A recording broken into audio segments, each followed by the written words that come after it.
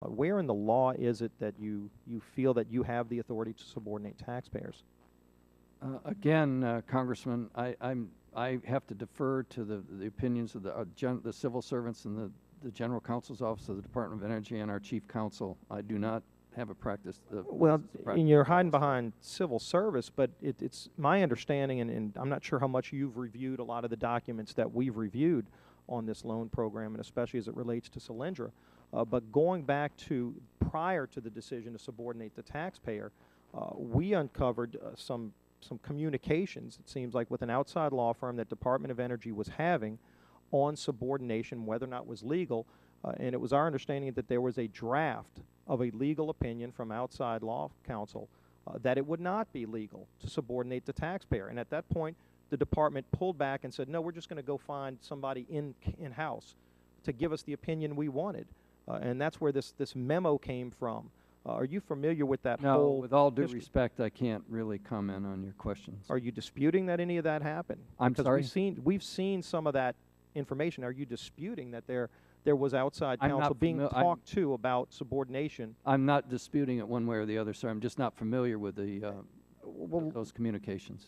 Well, let me ask you, because we've talked about some of these other problems, and many of us have disputed whether or not you even have the legal authority to subordinate. You're saying here today that you still think you do have the legal authority to subordinate. Again, if you could show me in the law where you have it, that's one thing, but you're hiding behind some kind of legal opinion that comes from in-house counsel, even though what we've seen is outside counsel was getting ready to tell you you don't have the legal opinion. So then you went and, I guess, forum shopped. I mean, that's forum shopping in the Department of Energy. But even within the Obama administration, we've got emails from the Department of Treasury telling Department of Energy that we don't think it's legal for you to do this. You ought to go talk to the Justice Department. Did you see those emails? No, I did not, sir. Now, I don't understand how you can sit here and tell us you're serious about reforming this loan program. You told Mr. Barton, you said, we're looking at ways to reform this. We don't want to make the mistakes of the past. You don't even know what happened. We had committee hearings. I mean, this stuff that was broadcast on C-SPAN.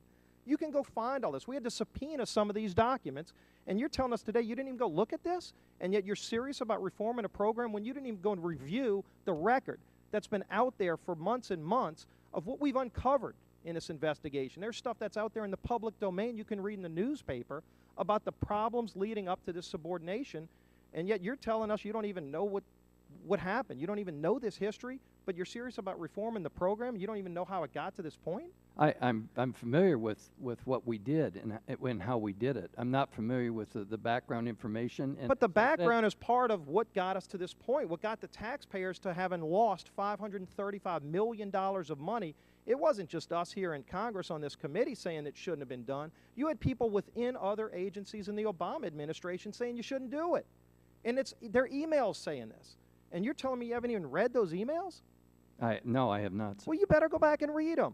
I mean, it's part of your job, if you're going to reform the loan program, to know how we lost $535 million of taxpayer money.